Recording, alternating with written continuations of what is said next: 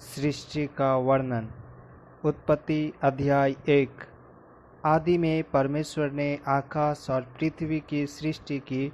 पृथ्वी बेडौल और सुनसान पड़ी थी और गहरे जल के ऊपर अंधियारा था, तथा परमेश्वर का आत्मा जल के ऊपर मंडराता था।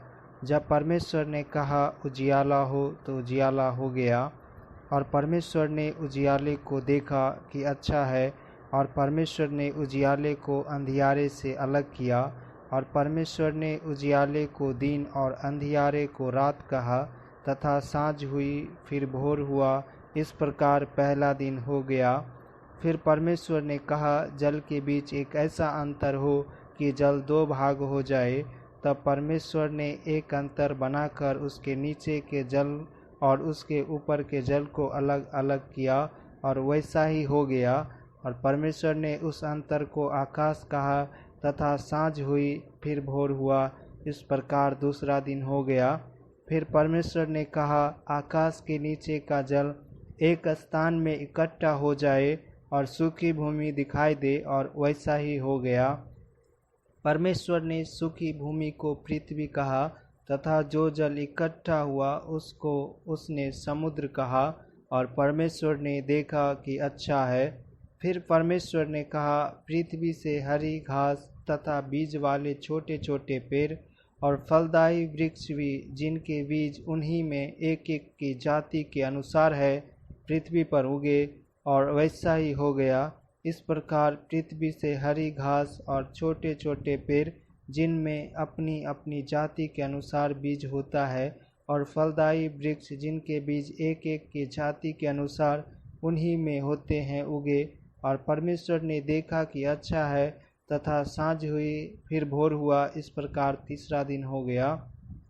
फिर परमेश्वर ने कहा, दिन को रात से अलग करने के लिए आकाश के अंतर में ज्योतियाँ हो, और वे चिन्हों और नियत समयों और दिनों और वर्षों के कारण हो। और वे ज्योतियाँ आकाश के अंतर में पृथ्वी पर प्रकाश देने वाले भी ठहरे, और वैसा ही हो गया।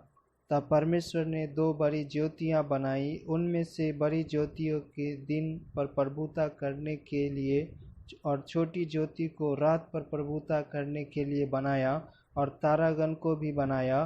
परमेश्वर ने उनको आकाश के अंतर में इसलिए रखा कि वे पृथ्वी पर प्रकाश दें, तथा दिन और रात पर प्रभुता करें, और उजियाले को अंधियारे से अलग करें। और परमेश्वर ने देखा कि अच्छा है। तब साँझ हुई, फिर भोर हुआ। इस प्रकार चौथा दिन हो गया।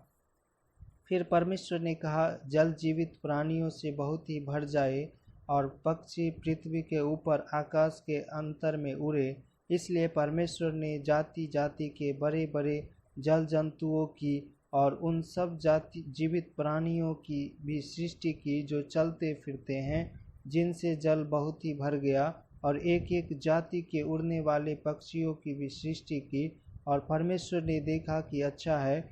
और परमेश्वर ने यह कह के उनको आशीष दी, फूलो फलो और समुद्र के जल में भर जाओ, और पक्षी पृथ्वी पर बढ़ें। तब साँझ हुई, फिर भोर हुआ। इस प्रकार पाँचवा दिन हो गया।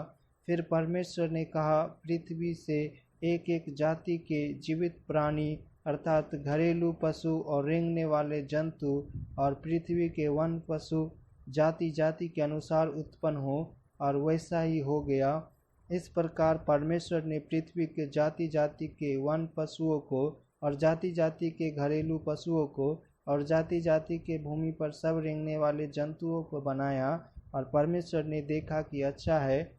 फिर परमेश्वर ने कहा, हम मनुष्य को अपने स्वरूप के अनुसार अपनी समानता में बनाए, और वे समुद्र की मछलियाँ और आकाश के पक्षियों और घरेलू पशुओं और सारी पृथ्वी पर सब रेंगने वाले जंतुओं पर, जो पृथ्वी पर रेंगते हैं, अधिकार रखे।